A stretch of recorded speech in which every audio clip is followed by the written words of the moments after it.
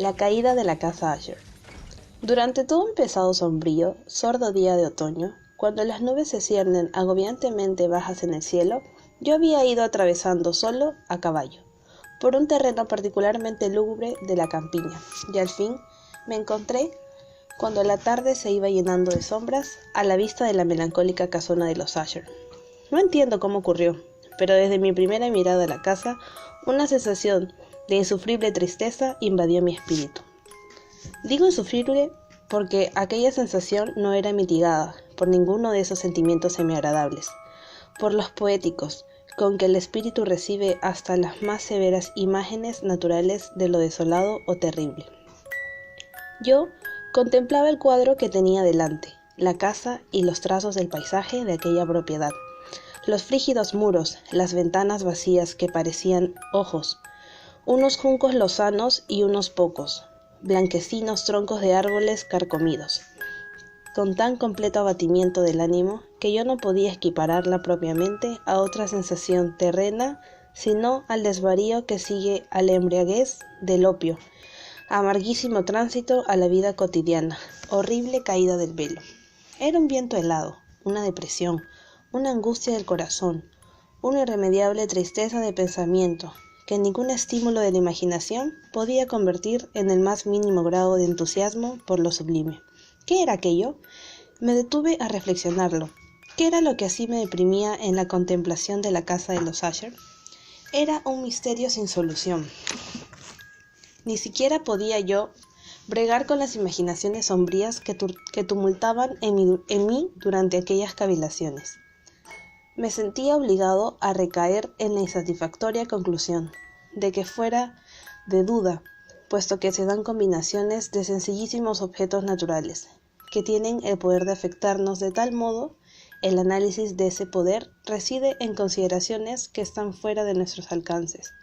Era posible, pensaba yo, que una sencilla disposición de las características de la escena, de los detalles del cuadro, fuesen suficientes para modificar o acaso aniquilar su capacidad para producir impresión dolorosa.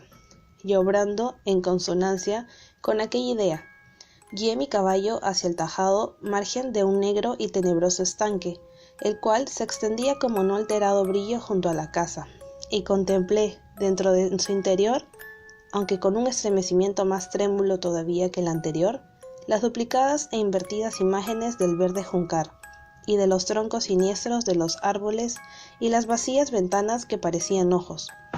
Y con todo, yo me proponía entonces pasar unas semanas en aquella siniestra mansión. Su propietario, Rodrigo Asher, había sido uno de los alegres camaradas de mi adolescencia, pero muchos años habían pasado desde la última vez que nos vimos. Sin embargo, había recibido últimamente, en una remota región de aquel país, una carta suya, la cual, por su carácter de apremiante insistencia, no admitía sino una respuesta mía en persona. Aquel manuscrito daba muestras de evidente agitación nerviosa. El que lo escribía hablaba de una enfermedad aguda del cuerpo, de un trastorno mental que lo oprimía, un vehemente deseo de verme, como a su mejor y en realidad único amigo de veras, para ver si con el goce de mi compañía hallaba quizá un poco de alivio a su enfermedad.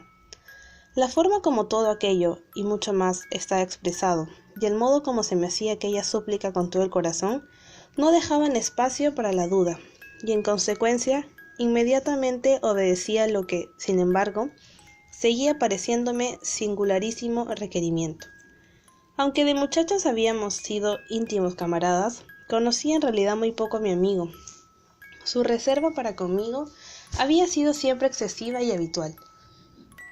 Con todo, estaba enterado de que su añejísima familia había sido notable desde tiempo inmemorial, por una particular sensibilidad de temperamento, que se había desplegado durante largos siglos en muchas obras de arte superior, y manifestado últimamente en obras de caridad munífica, aunque nada ostentosa, así como en apasionada devoción para las intrincadas, tal vez más que para las normales y reconocibles bellezas de las ciencias musicales. Y también tenía conocimiento, cosa muy digna de notar, que el tronco de la raza de los Asher, con ser de tan rancia reputación, en ninguna etapa había producido ramas duraderas. Dicho de otro modo, que toda su estirpe descendía por línea directa y siempre con muy insignificantes e intemporáneas variaciones. Se había perpetuado de aquel modo. Aquella defección, pensaba yo, al tiempo que daba vueltas en mi pensamiento, a la perfecta correspondencia del carácter de aquellas heredades con el atribuido a las personas, y mientras reflexionaba acerca del posible influjo que el de las unas, al paso de los siglos, podía haber ejercido en las otras aquella deficiencia, tal vez de sucesión colateral, y la consiguiente, indesviada transmisión de señor a hijo, del patrimonio junto al nombre, era lo que a la larga los había identificado hasta el punto de fusionar el título original de la posesión con el añejo y ambiguo nombre de la casa Usher, nombre que parecía incluir en la intención de los lugareños que lo utilizaban, a un mismo tiempo la familia y el predio familiar. He dicho que el solo efecto de mi algo frívolo experimento, el de mirar dentro del estanque, había sido el de reforzar más todavía mi primera y singular impresión. No había la menor duda de que la conciencia del rápido incremento de mi superstición, ¿por qué negarme a llamarla así?, servía principalmente para acentuarla más. Esa es, me he convencido hace mucho tiempo de ello, la paradójica ley de todos los sentimientos que tienen por base el terror, y podía haber sido por esta razón únicamente por lo que cuando volví a levantar mis ojos hacia la mansión misma, dejando de mirar su reflejo en el estanque, se originó en mi espíritu una rara fantasía, una imaginación tan ridícula en efecto, que solo hago mención de ella para mostrar la viva fuerza de las sensaciones que me oprimían. Había yo estimulado mi imaginación como si en verdad creyera que por toda la casa y toda aquella heredad se cernía una atmósfera peculiar de ellas y de cuanto las rodeaba, una atmósfera que no tenía ninguna afinidad con el aire del cielo, sino que se había exhalado de los desmadrados árboles y del verde valle y del silencioso estanque, un vapor nocivo y sobrenatural, pesado, inactivo, apenas perceptible y de color grisáceo. Sacudiendo mi espíritu de lo que debía haber sido un sueño, escudriñé más estrictamente el aspecto de la casona. El principal carácter del edificio parecía ser el de extraordinaria antigüedad, y el decoloro causado por el paso de los siglos había sido muy considerable.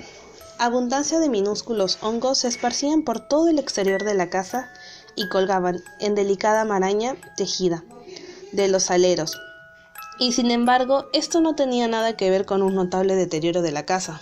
No se había desprendido ningún trozo de mampostería, aunque parecía existir un extraño desacuerdo entre el perfecto ajuste de las partes y lo desmoronado de cada una de las piedras. Ello me traía a la memoria la engañosa integridad de viejas obras de carpintería que se han ido carcomiendo durante años en algún desván olvidado, sin estorbos del soplo del aire exterior.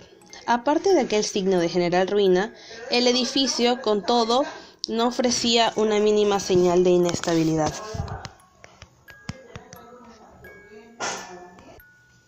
Quizás la vista de un observador minucioso hubiera podido descubrir una rajadura apenas perceptible que, extendiéndose desde el techo de la fachada del edificio, descendía por la pared zigzagueando hasta que se perdía dentro de las tétricas aguas del estanque.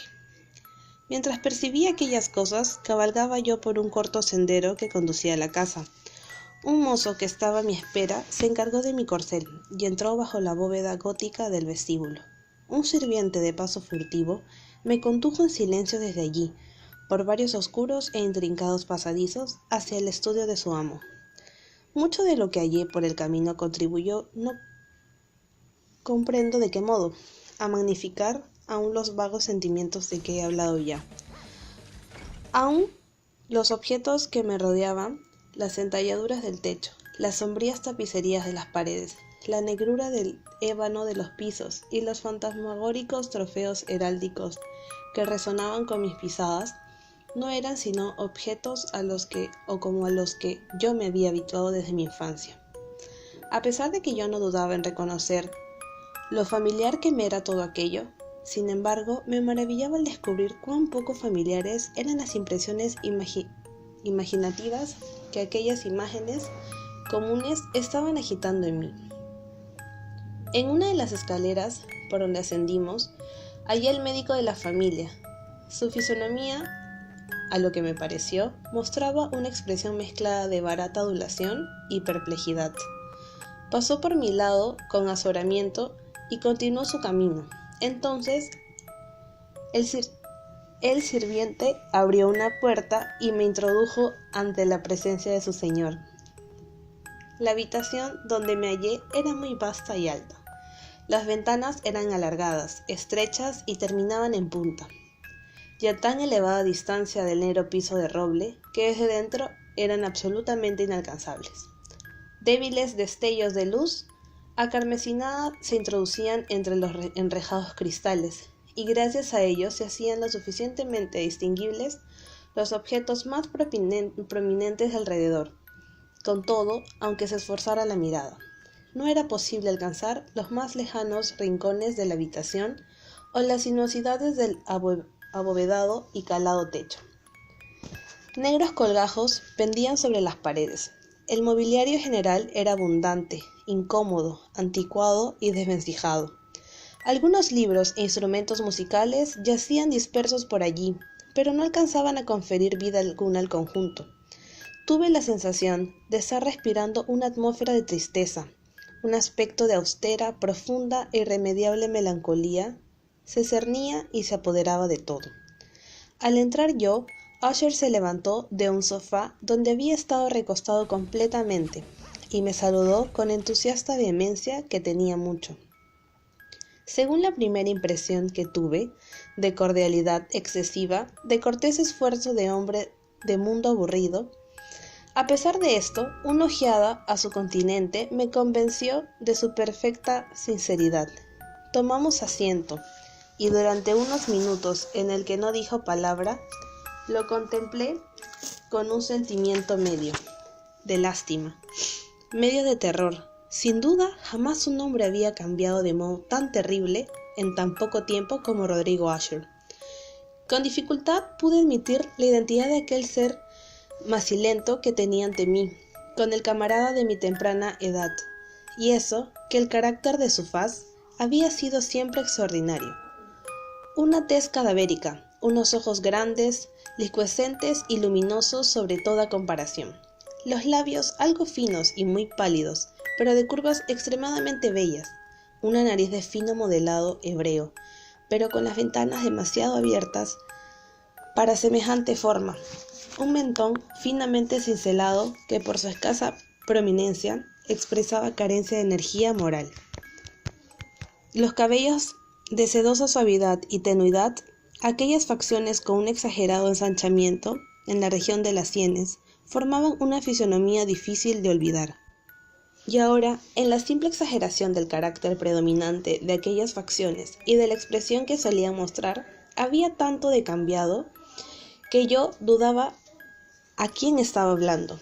La lívida palidez actual de su epidermis y el nuevo y maravilloso brillo de sus ojos eran lo que más me asombraba y aún aterraba. También los sedosos cabellos habían sido dejados crecer con el mayor descuido, y como con su normal enmarañamiento de telaraña flotaban, más que caían alrededor de su rostro, yo no podía, ni con esfuerzo, relacionar aquella salvaje expresión con ninguna idea de pura humanidad. En los ademanes de mi amigo me llamó la atención al momento cierta incoherencia, cierta inconsistencia, y pronto observé que ello procedía de una serie de esfuerzos débiles e inútiles para controlar una trepidación habitual, una excesiva agitación nerviosa. Para algo de aquella naturaleza ya había sido yo preparado, en efecto, no menos por su carta que por los recuerdos de ciertos rasgos de su niñez y por sus conclusiones deducidas de su peculiar conformación física y temperamento. Sus gestos eran alternativamente vivaces y flojos. Su voz variaba rápidamente de una trémula indecisión, cuando los espíritus vitales parecían del todo ausentes. A esa especie de enérgica concisión, a esa brusca, grave, pausada y ahuecada pronunciación, a esa aplomada, equilibrada y perfectamente modulada pronunciación que se observa que se puede observar en los borrachos perdidos o en los irredentos fumadores de opio durante los periodos de su más incontrolable excitación. Fue así como me habló de la razón de mi visita, de su vivo interés por verme y del consuelo que esperaba recibir de mí. Se extendió bastante en lo que él imaginaba ser la naturaleza de su enfermedad. Era, decía, un mal constitucional y familiar, y para la cual desesperaba de hallar remedio.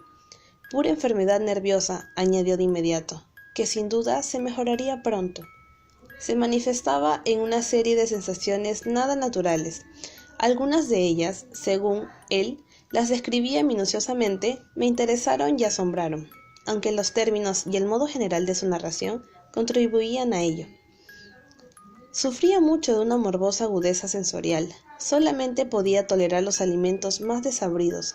Solo podía vestir ropas de ciertos tejidos. Los aromas de todas las flores lo sofocaban.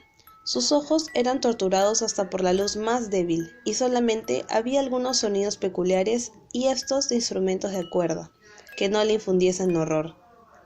Me pareció verlo absolutamente preso por una especie anómala de terror. Me moriré, dijo. He de morirme de esta lamentable locura. Así, y no de otra manera pereceré. Temo los acontecimientos futuros, no por sí mismos, sino por sus resultados. Me entremezco al pensar en los efectos que cualquier incidente, aun el más fútil, puede causar en esta insoportable agitación de mi alma. En efecto, no me causa horror el peligro, sino por su puro efecto, el terror. En esta desalentada y penosa condición siento que más tarde o más temprano vendrá el instante en que tendré que abandonar la vida y la razón a un mismo tiempo, en lucha con el espantoso fantasma miedo. Pude notar, además, a intervalos y por indicaciones fragmentarias y equívocas, otro singular carácter de su estado mental. Estaba obsesionado por ciertas impresiones supersticiosas relativas a la casa que habitaba, y de la cual hacía muchos años que no se había atrevido a salir, referentes a una influencia cuyo supuesto poder me comunicaba en términos demasiado sombríos para que yo los repita aquí, una influencia que ciertas peculiaridades de la pura forma y materia de su mansión familiar habían, a fuerza de largo padecimiento, decía él, ejercicio sobre su espíritu, un efecto que lo físico de las grises paredes y torres y del sombrío estanque en que totalmente se reflejaba, había a la larga producido sobre lo moral de su existencia.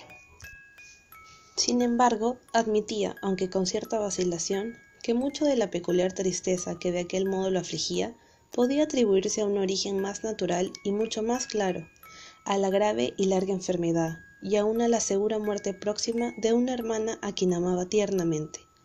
Su sola compañera durante largos años, su último y único pariente sobre la tierra. La muerte de ella, decía, con una amargura que jamás podré olvidar, lo dejaría, a él tan esperanzado y tan débil, por único de la antigua raza de los Asher. Mientras él hablaba, Lady Madelina, que así se llamaba, pausaba pausadamente por un largo apartado de aquella habitación, y sin haber notado mi presencia desapareció. Yo la observé con profundo asombro, no sin mezcla de temor, y con todo me fue imposible explicarme tales sentimientos. Una sensación de estupor me oprimía mientras mis ojos seguían sus pasos que se retiraban. Cuando una puerta al fin se cerró tras ella, mis ojos buscaron instintivamente y con vivo interés el semblante de su hermano, pero él había ocultado su rostro en sus manos, y yo solo pude notar que una palidez más intensa que de ordinario se había difundido por sus enflaquecidas dedos, por entre las cuales corrían abundantemente ardientes lágrimas. La dolencia de Lady Madelina había burlado largo tiempo la pericia de sus médicos. Una tranquila apatía, un agotamiento gradual de su persona y frecuentes, aunque pasajeros ataques de carácter en parte cataléptico. Tal era su insólita diagnosis. Hasta entonces, ella había soportado firmemente el peso de su enfermedad y no había recorrido el recurso final de la cama. pero al cerrar de la tarde en que llegué a la casa, sucumbía, como me lo dijo su hermano, a la noche, con inexpresable agitación, al demoledor poder de la destructora, y así me enteré de que el vislumbre que yo había obtenido de su persona había de ser probablemente el último, que aquella dama, por lo menos en vida, no volvería a ser vista por mí jamás. Durante algunos días siguientes, su nombre no fue mencionado ni por Asher ni por mí, y durante aquel periodo yo me tareaba en diligentes esfuerzos para aliviar la melancolía de mi amigo. Pintábamos y leíamos juntos, o bien yo escuchaba, como entre sueños, las singulares improvisaciones en su hablante guitarra.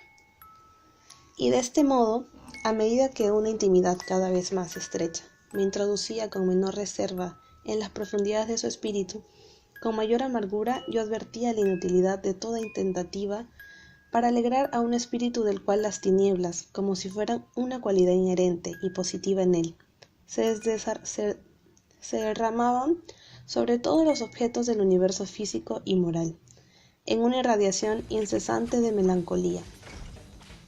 Llevaré conmigo por siempre el recuerdo de las muchas horas solemnes que pasé de este modo a solas con el dueño de la casa de Asher, pero erraría en todo intento para dar una idea del carácter exacto de los estudios o de las ocupaciones en que me introducía o me encaminaba. Una exaltada y muy destemplada idealidad proyectaba sus cárdenos fulgores sobre todas las cosas. Sus largas e improvisadas endechas resonarán para siempre en mis oídos.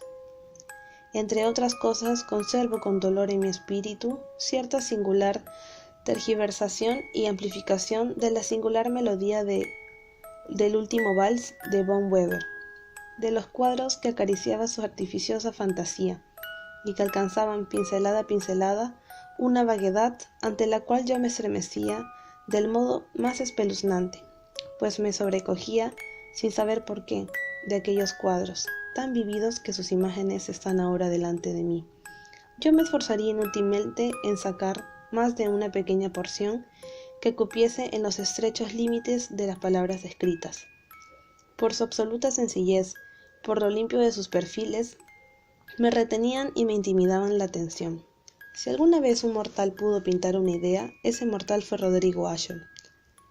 Para mí, a lo menos, en las circunstancias que me rodeaban, brotaba de las puras abstracciones que aquel hipocondriaco se ingeniaba para trasladar al lienzo una intensidad de intolerable terror, del cual no había sentido yo ni una sombra, ni aun en la contemplación de las tan resplandecientes y con todo demasiado concretas ensoñaciones de Fuseli. Una de las fantasmagóricas concepciones de mi amigo, que no participaba tan rígidamente del espíritu de abstracción, podría ser reflejada, aunque débilmente, en palabras. Un cuadrito suyo representaba el interior de una larga y rectangular cueva o túnel de muros bajos, lisos, blancos y sin interrupción ni significado alguno. Ciertos detalles accesorios del dibujo servían para dar bien la idea de que aquella excavación se hallaba a extraordinaria profundidad bajo la superficie de la tierra. No se observaba salida en ninguna porción de su inmensa longitud, ni se discernía antorcha ni alguna otra fuente artificial de luz, y con todo una inundación de intensos rayos luminosos fluctuaba a lo largo de ella, y bañaba el conjunto con un resplandor horrible e inverosímil. He mencionado ahora mismo el morboso estado del nervio auditivo que hacía intolerable toda música para el paciente, como no fueran ciertos efectos de instrumentos de cuerda. Eran tal vez los estrechos límites en que se encerraba él con la guitarra, lo que daba origen en buena parte al fantástico carácter de sus ejecuciones. Pero la ardiente facilidad de sus impromptus no podría explicarse por ello. Era menester que fuesen, y eran, así en las notas, como en las palabras de sus delirantes fantasías, porque no sin frecuencia se acompañaba con rimadas improvisaciones verbales, resultado de aquel intenso recogimiento mental y concentración a que he aludido anteriormente y que no se observan sino en determinados momentos de la más intensa excitación artificial. Las palabras de una de aquellas rapsodias las he podido recordar con facilidad, quizás fui más fuertemente impresionado por ellas cuando las produjo, porque en la profunda y misteriosa corriente de su pensamiento yo imaginaba advertir, y por primera vez, una plena conciencia por parte de Asher del tambaleo de su elevada razón en su trono. Aquellos versos que se titulaban El Palacio de las Apariciones venían a ser muy aproximada, si no exactamente como siguen. En el más verde de nuestros valles, por ángeles buenos habitado, un tiempo hermoso y soberbio palacio. Radiante palacio alzaba su cabeza, en el dominio del monarca pensamiento. Allí se alzaba. Jamás Serafín desplegó su ala, sobre mansión, ni con mucho tan bella. Estandartes amarillos, gloriosos, dorados, en su techo flotaban ondeaban. Todo esto, sucedía en pasados tiempos remotos. Y a cada soplo suave de viento que retozaba, en tan amables días, rozando las paredes desnudas descoloridas, se exhalaban alígeras fragancias. Los caminantes por aquel valle feliz, a través de dos luminosas ventanas, veían espíritus que se movían musicalmente, al ritmo de un laúd bien templado, y alrededor de un tronco donde estaba sentado Porfirogeneta, con pompa muy digna de su gloria, al señor de aquel reino se veía. Y todo reluciente de perlas y rubíes, era la puerta del palacio, por la cual entraba oleadas, y rutilando eternamente, una muchedumbre de ecos cuyo dulce deber solo consistía en cantar, con voces de extraordinaria belleza, el talento y la sabiduría de su rey. Pero unos seres del mal con ropas del duelo asaltaron los augustos dominios del monarca. ¡Ah! Lloremos, porque jamás un mañana amanecerá sobre él, desolado. Y alrededor de su mansión, la gloria que ruboreaba y florecía ya no es sino una historia confusamente recordada de los antiguos tiempos sepultados. Y ahora los caminantes de aquel valle, a través de las ventanas enrojecidas, ven vastas formas que se agitan fantásticamente a los sones de discordante melodía, mientras semejante a un río rápido y lúgubre, por la macilenta puerta, un feo tropel se precipita eternamente, y ríe, pero ya no sonríe. Puedo recordar perfectamente que las sugestiones producidas por esta balada nos condujeron a un orden de ideas en el cual se puso de manifiesto una opinión de Asher que yo menciono no tanto por su novedad, porque otros hombres han pensado también así, como por razón de la persistencia con que la sostenía. Esta opinión, en su forma general, era de la conciencia en todos los seres vegetales, pero en su desordenada fantasía aquella idea había adquirido un carácter más audaz y se extendía bajo determinadas condiciones al reino de lo inorgánico. Me faltan palabras para expresar todo el alcance y la vehemente ingenuidad de su persuasión. Aquella creencia, sin embargo, se relacionaba, como antes insinuado, con las grises piedras de la casa de sus antepasados. Aquellas condiciones de conciencia se habían cumplido allí, según él imaginaba, por el método de colocación de aquellas piedras, por el orden de su distribución, así como por los innumerables hongos que las recubrían y los decaídos árboles que se alzaban en alrededor, y sobre todo por la larga y no estorbada duración de todo aquel orden, y por su reduplicación en las quietas aguas del estanque. Su prueba, la prueba de la conciencia, podía hallarse, decía, y entonces yo me sobresaltaba al oírle hablar, en la gradual, aunque segura, condensación de una atmósfera propia en las aguas y en las paredes. El resultado de ello, añadía, podía descubrirse en aquella muda, pero insistente y terrible influencia, que durante siglos había plasmado los destinos de su familia y que había hecho de él lo que yo podía ver ahora, lo que era. Semejantes opiniones no necesitan comentario, y yo no haré ninguno. Nuestros libros, los libros que durante años habían formado no pequeña parte de la existencia de aquel inválido, estaban, como puede suponerse, en estrecha conformidad con aquel carácter de visionario. Escudriñábamos juntos en las páginas de obras como Berbert y La Cartuja, de Gresset, El Belpejor, de Machiavelli, El cielo e infierno, de Swedenborg, El viaje subterráneo de Nicolas Klimt, por Holberg, las quiromancias de Roberto Flut, de Juan de Indaginé, y de La Chambre, El viaje a la luz lejanía. de Tieck y La ciudad del sol, de Campanella. Uno de los volúmenes preferidos era una pequeña edición en octavo del Directorium Inquisitorum, por el dominico Erneric de Gerona, y había pasajes en Pomponio de Mela, acerca de los sátiros y egipanes africanos, sobre los cuales se ensimismaba Usher durante algunas horas. Con todo, su principal deleite lo hallaba en la detenida lectura de un extraordinario, raro y curioso libro en cuarto gótico, manual de alguna iglesia olvidada, Las Vigilia Mortuorum Secundum Torum Ecclesias Maguntinae. No podía menos de pensar en el extraño ritual de esta obra y de su probable influencia en el hipocondríaco, cuando una tarde, luego de informarme súbitamente de que Lady Madeline había dejado de existir, declaró su intención de guardar su cuerpo durante una quincena, antes de su entierro definitivo, en uno de los numerosos sótanos situados debajo de las paredes maestras del edificio.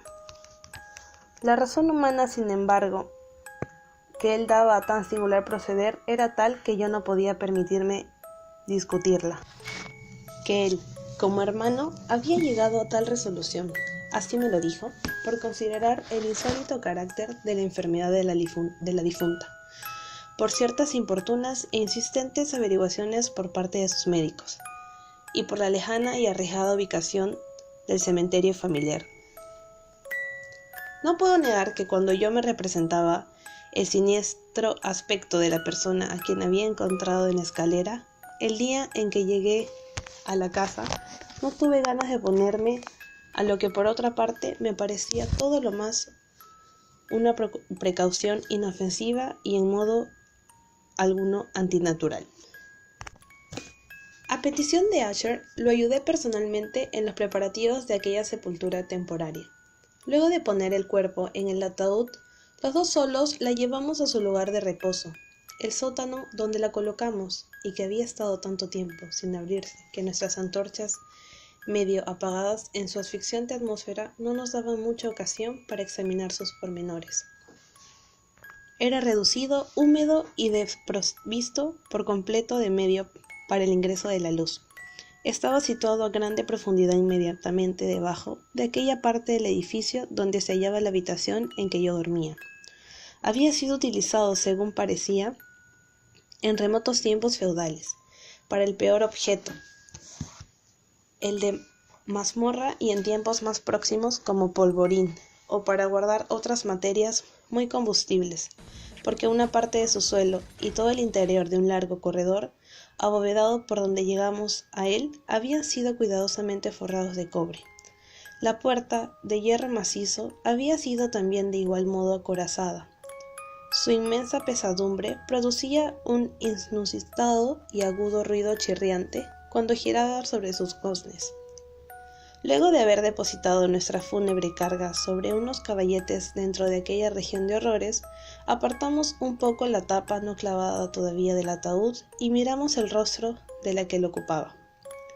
Lo primero que llamó mi atención fue un asombroso parecido entre hermano y hermana, y Usher, adivinando tal vez mis pensamientos, murmuró unas pocas palabras por las cuales me enteré de que la difunta y él habían sido gemelos, y que misteriosas afinidades de naturaleza muy poco entendible habían existido siempre entre los dos.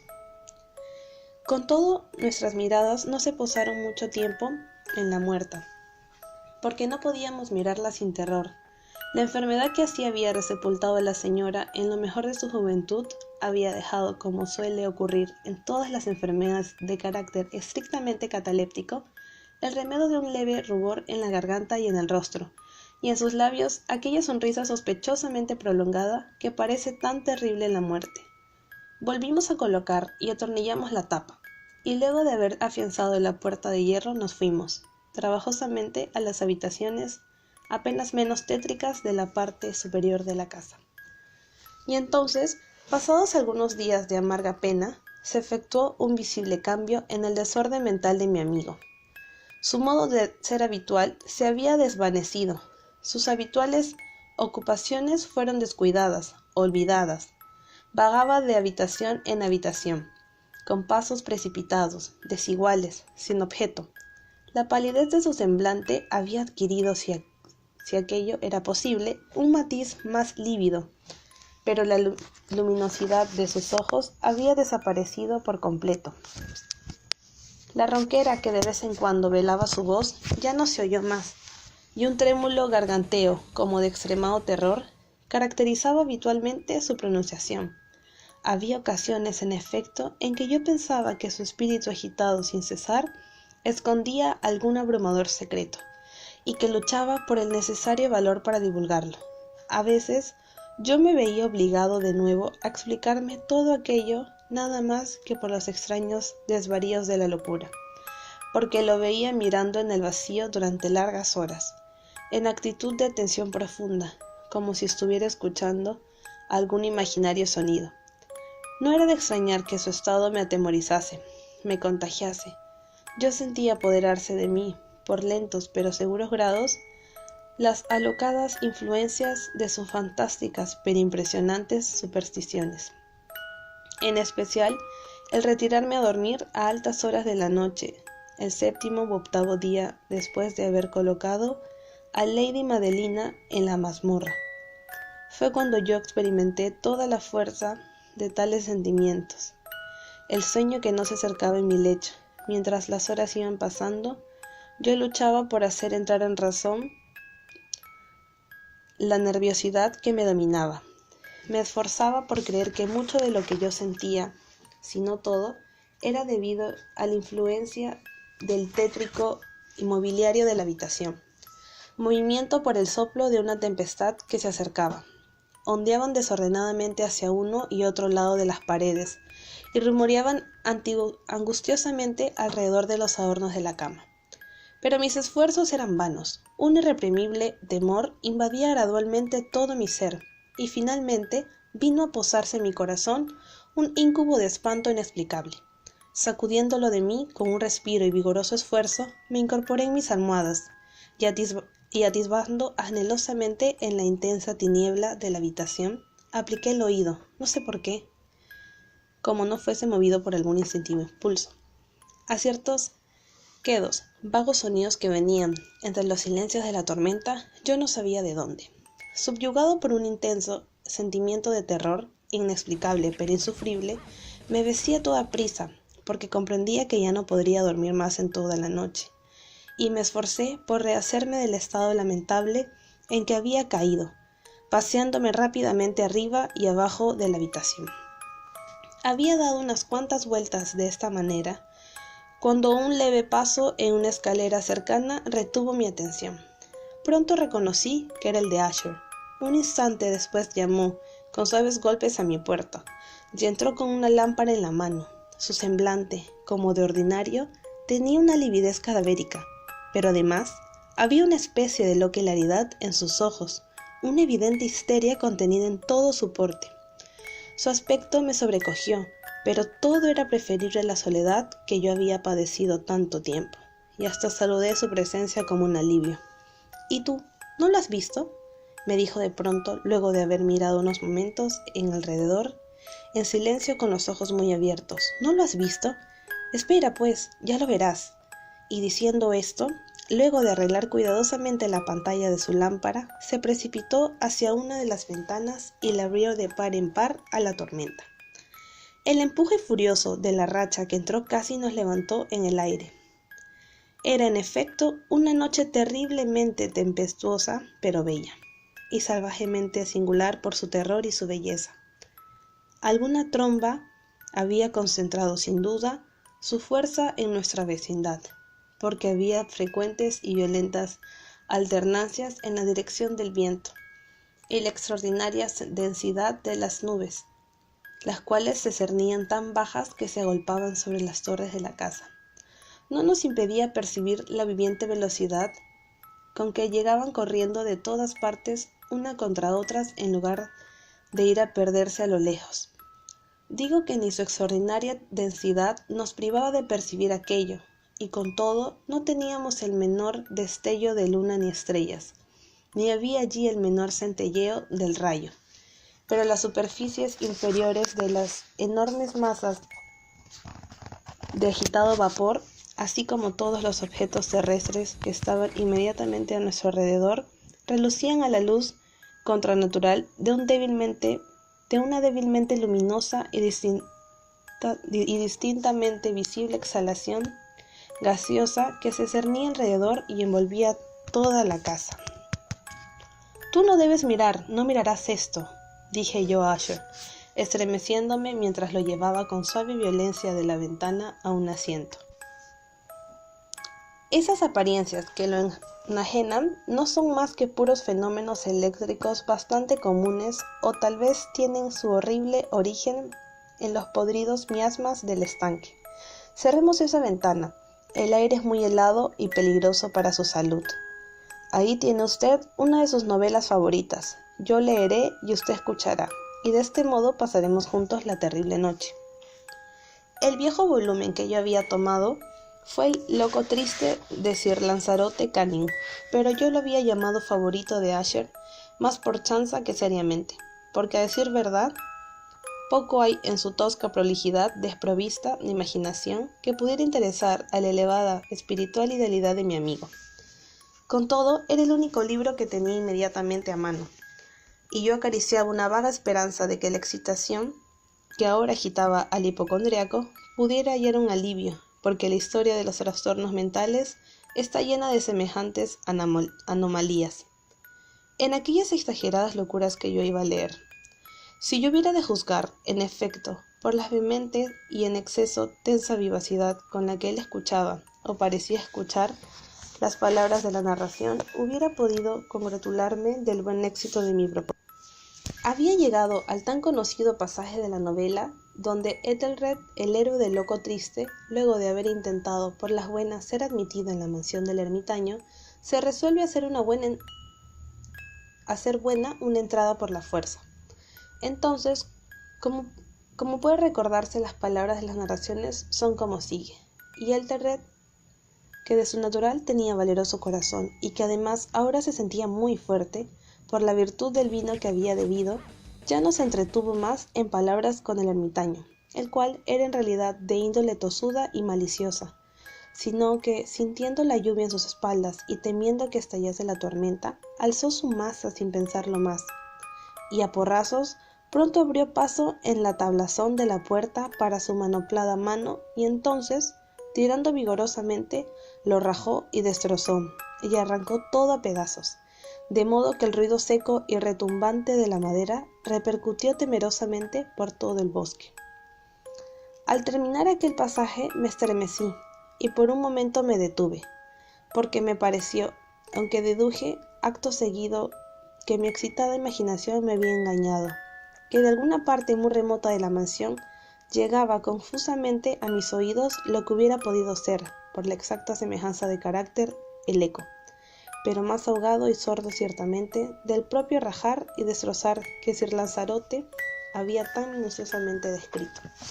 No cabía duda en que sólo una pura coincidencia había fijado mi atención, porque en medio del matraqueo de los maderos de las ventanas y los naturales y mezclados ruidos de la tempestad, que continuaba apreciando el ruido aquel por sí mismo, no tenía nada, sin duda, que pudiera haberme interesado o estorbado.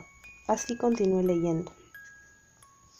Pero el buen paladín Ethelred, al entrar ahora por la puerta, se quedó enconadamente furioso y asombrado al no hallar señales del milagro ermitaño, sino, en lugar de él, a un dragón de escamoso y prodigioso aspecto, y de candente lengua, que estaba apostado de centinela ante un palacio de oro, con pavimento de plata, y de la pared colgaba un escudo de lúcido bronce con esta leyenda escrita: el que aquí entre habrá sido vencedor, el que mate al dragón habrá ganado el escudo. Y Ethelred blandió su maza, y dio con ella en la cabeza del dragón, que cayó ante él, y entregó su pestilente aliento con un silbido tan hórrido y áspero, y al mismo tiempo tan penetrante, que Ethelred hubo de taparse los oídos con ambas manos para protegerlos de aquel temible ruido, como jamás lo escuchara semejante.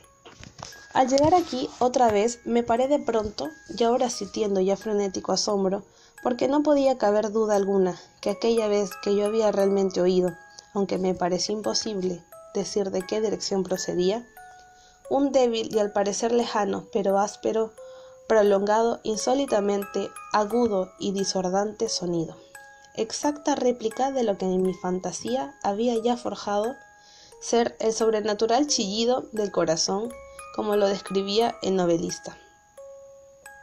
Agobiado yo estaba sin duda por el acaecimiento de la segunda y singularísima coincidencia, por mil sensaciones antagónicas en que el asombro y el extremado terror predominaban. Aún conservaba yo la suficiente presencia de ánimo para evitar que se excitase por alguna observación la impresionable nerviosidad de mi camarada. Con todo, yo no tenía la certeza de que él no hubiese notado aquellos sonidos, aunque sin duda alguna, durante los pocos minutos últimos en su comportamiento se había producido extraña alteración. Primero estaba sentado frente a mí, pero gradualmente había ido volviendo su silla, hasta quedar de cara a la puerta de la habitación, y por ello solo podía, en parte, observar sus facciones, aunque veía que los labios le temblaban, como si estuviera murmurando palabras imperceptibles. Su cabeza se había abatido sobre su pecho, aunque yo comprendí que no estaba dormido por la completa y rígida abertura del ojo suyo que pude atisbar de perfil. El movimiento de su cuerpo también contradecía aquella idea, aunque se balanceaba de un lado a otro con suave pero constante y uniforme oscilación. Luego de haber observado rápidamente todo aquello, reanudé la lectura de la narración de Sir Lanzarote, que continuaba de este modo. Y entonces el paladín, cuando hubo escapado a la terrible furia del dragón, acordándose del escudo de bronce y de la ruptura del encanto que había en él, apartó al dragón muerto de su camino, y avanzó valerosamente por el pavimento de plata del castillo, hacia donde estaba colgado el escudo de la pared, el cual, en realidad, no esperó a que él acabase de llegar, sino que cayó a sus pies sobre el pavimento de plata, con poderoso y horrendo sonido retumbante. Apenas aquellas palabras habían salido de mis labios, cuando, como si un escudo de bronce en el mismo instante hubiese caído pesadamente sobre un pavimento de plata, percibí una distinta, hueca, metálica y estrepitosa, aunque aparentemente apagada, repercusión. Completamente acobardado, salté en pie, pero el mesurado balanceo de Usher seguía imperturbado. Me precipité hacia la silla donde él se sentaba. Sus ojos miraban fijamente ante sí, y en todo su continente reinaba una pétrea rigidez. Pero cuando puse mi mano en su hombro, se produjo un fuerte estremecimiento en toda su persona. Una débil sonrisa tembleteaba en sus labios y noté que hablaba, con quedo precipitado y farfullante murmullo, como si no tuviese conciencia de que yo estaba allí. Inclinándome mucho sobre él, pude por fin empaparme del horrendo sentido de sus palabras. ¿Que si lo oigo? Sí, lo oigo, y lo he oído. Largamente, largamente, largamente. Muchos minutos, muchas horas, muchos días, lo he oído, pero yo no me atrevía. Oh, tenedme lástima, soy un pobre desgraciado. Yo no me atrevía y no me atrevía a decir nada. La hemos depositado viva en la tumba. ¿No he dicho ya que mis sentidos son muy agudos? Y te digo ahora que he oído sus primeros débiles movimientos en el hueco del ataúd. Los he oído durante muchos días, pero no me atrevía a decir nada. Y ahora esta noche, Ethelred, el quebrarse de la puerta del ermitaño, y el grito de muerte del dragón, y el estrépito del escudo. Di mejor el resquebrajarse de su ataúd y el chirrido de los goznes de hierro de su prisión, y sus forcejeos por la galería blindada del cobre. Oh, ¿a dónde huiré? ¿No se presentará aquí ahora mismo? ¿No viene apresurada a echarme en cara mi prisa por enterrarla? ¿No acabo de oír sus pasos por la escalera? ¿No estoy distinguiendo el pesado y horrible latir de su corazón? Loco. Y al llegar aquí saltó furiosamente de pie, y gritó sus sílabas como si con aquel esfuerzo estuviese entregando el alma. Loco. Yo te digo que ahora ella está detrás de esa puerta. Y como si en la sobrehumana energía de su expresión hubiese habido la potencia de un hechizo, las enormes y vetustas hojas de la puerta a las cuales estaba señalando el que hablaba, abrieron, retrocediendo lentamente en aquel mismo instante sus poderosas mandíbulas de hierro. Era efecto de la racha impetuosa, sí, pero también detrás de aquella puerta estaba la alta y amortajada figura de Lady Madeline de Usher. Había sangre en sus blancas ropas y la evidencia de alguna lucha cruel por toda su extenuada persona.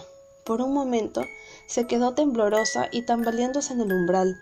Después, con un abatido clamor quejumbroso, cayó pesadamente de cara sobre el cuerpo de su hermano, y en sus violentas y ahora postreras ansias de muerte, lo arrastró a él al suelo, cadáver y víctima de los terrores que había previsto. De aquella habitación y de aquella casa escapé despavorido. La tempestad reinaba fuera todavía en toda su furia, cuando me hallé cruzando la antigua calzada. De pronto resplandeció a lo largo del camino una extraña luz, y yo volví la cabeza para ver de dónde podía haber salido un fulgor tan insólito, porque detrás de mí solo estaban la casa y sus sombras. Aquel resplandor era de la luna llena, de un color de sangre en su ocaso, y que brillaba vívidamente a través de aquella grieta que antes apenas se discernía, de la cual he dicho, ya que se extendía en zigzag desde el techo del edificio a su base. Mientras yo la estaba mirando, aquella grieta se ensanchó rápidamente. Se produjo una violenta racha del torbellino.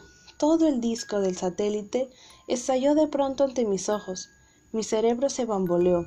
Cuando vi las poderosas paredes precipitarse partidas en dos, hubo un largo y tumultuoso, voceante rumor, semejante a la voz de 1000 cataratas, y el profundo y cenagoso estanque se cerró triste y silenciosamente a mis pies, sobre los fragmentos de la casa de los Usher.